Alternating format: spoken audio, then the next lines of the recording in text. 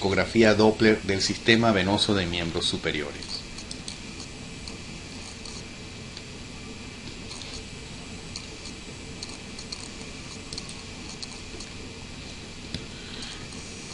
En primer lugar, vamos a hablar sobre un aspecto fundamental en la ecografía de Doppler venoso de miembros superiores, que corresponde a la identificación de las estructuras principales por las cuales nosotros vamos a tratar de identificar en los estudios que hacemos de ecografía Doppler. En primer lugar, a nivel de cuello, siempre tenemos que identificar dos venas a cada lado, que son las venas yugulares internas. Luego, nosotros vamos a buscar la unión entre la vena subclavia de cada lado con la vena yugular para conformar los troncos venosos brachiocefálicos derecho e izquierdo. Subsecuentemente, la unión de estos dos troncos va a conformar la vena cava superior. En el aspecto anatómico de los miembros superiores del sistema venoso, cabe recordar que existe un sistema venoso profundo y un sistema venoso superficial.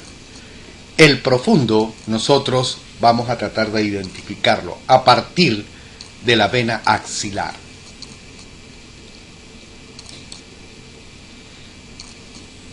La vena axilar va a estar subsecuentemente identificada luego de la vena subclavia.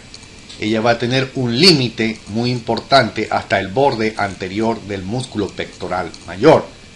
A partir de allí vamos a identificar las venas braquiales que van alrededor de la arteria braquial.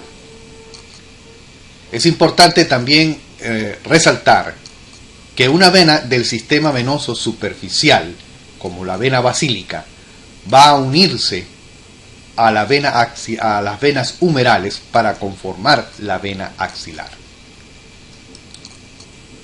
El sistema venoso profundo a nivel del antebrazo está conformado por venas satélites de las arterias radial y cubital, es decir, existen dos venas radiales y dos venas cubitales que van a conformar el sistema venoso profundo del antebrazo. En el sistema venoso superficial, nosotros vamos a identificar en este estudio dos venas muy importantes. Una, denominada vena basílica, que va a tener un trayecto por la cara interna del antebrazo, del brazo, hasta unirse con las venas braquiales para conformar la vena axilar. Y otra vena muy importante que viene recorriendo también por el lado externo del antebrazo, anteroexterno, que es la vena cefálica, y a nivel del brazo también va a ubicarse a nivel de la región lateroexterna del mismo, hasta que llega a su desembocadura en la vena subclavia.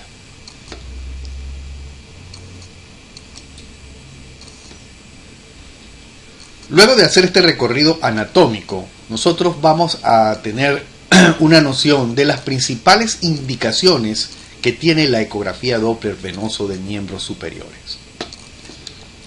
Todo paciente que presente aumento de volumen en las extremidades superiores es un candidato para realizarse dicho estudio. O aquellos sujetos que han sufrido heridas por arma blanca o de fuego.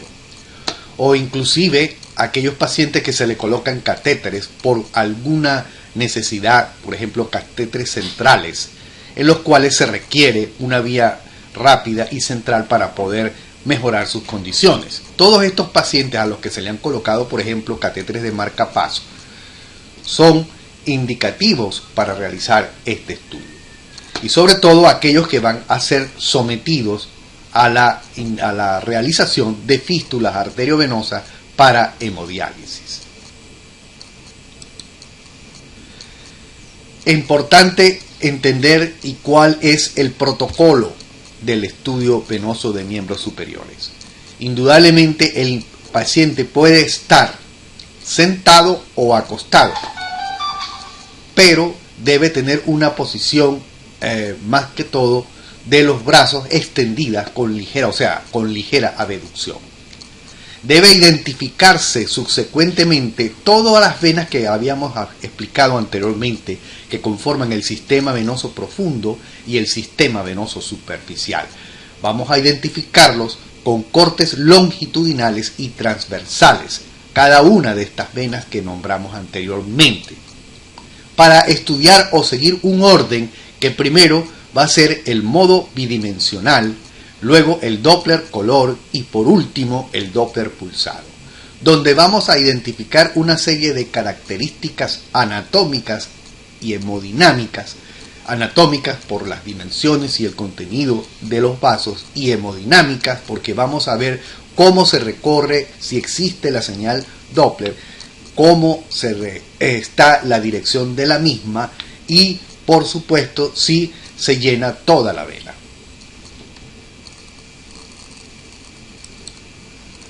Por modo B, que era lo primero que recordamos del protocolo, nosotros vamos a hacer dos maniobras importantes, una maniobra importante, como es la maniobra de compresión, para comprobar que exista permeabilidad en la vena.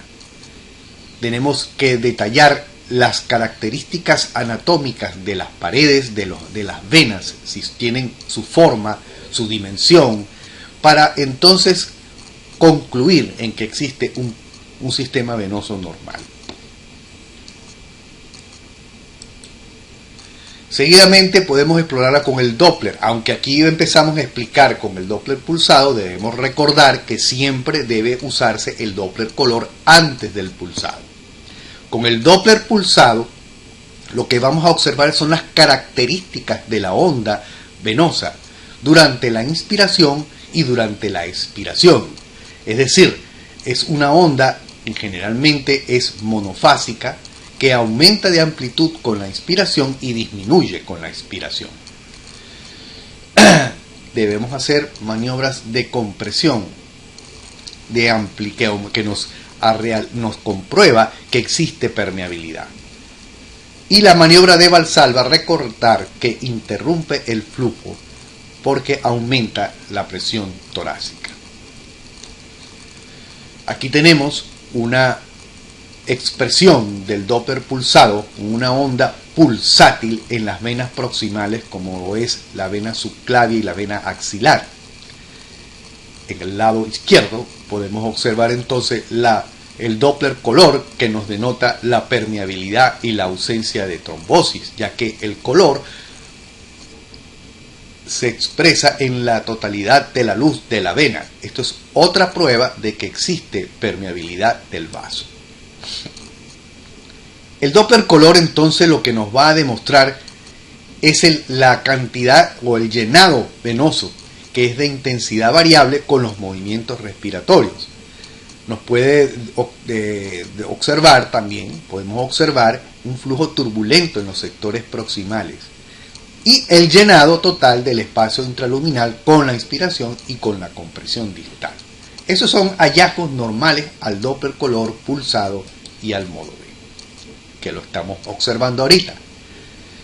Tenemos que siempre ver si existen trombos, si existen imágenes de defecto de congenicidad, si existe falta de compresibilidad y si hay cambios en el diámetro y en la red colateral dilatada. Son hallazgos anormales al modo B. El Doppler pulsado, algunas anormalidades que nosotros podemos observar, estaría la ausencia de flujo disminuido o continuo, cambios limitados con la respiración y latido cardíaco, velocidad aumentada en la zona estenótica y turbulencia postestenótica, flujo aumentado continuo en colaterales superficiales, ondas de baja amplitud y simétricas bilateralmente en las venas yugulares y subclavia, indica compresión o estenosis de la vena cava superior.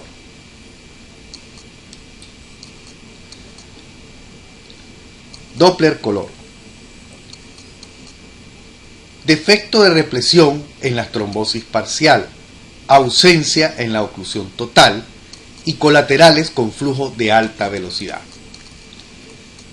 Aquí observamos una trombosis parcial de la vena subclavia, donde podemos ver que solamente hay una parte que puede dar señal Doppler color y existe otra que da ausencia de color.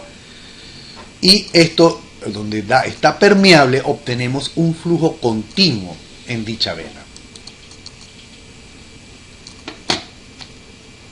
Esto sería la parte teórica más importante de la ecografía Doppler venosa de miembros superiores, donde el objetivo o los objetivos principales es determinar si existe o no permeabilidad de la vena, fundamentalmente, y el tipo de flujo, si es pulsátil o no, de las venas proximales o distales. Son los dos objetivos fundamentales. Hasta aquí la clase teórica.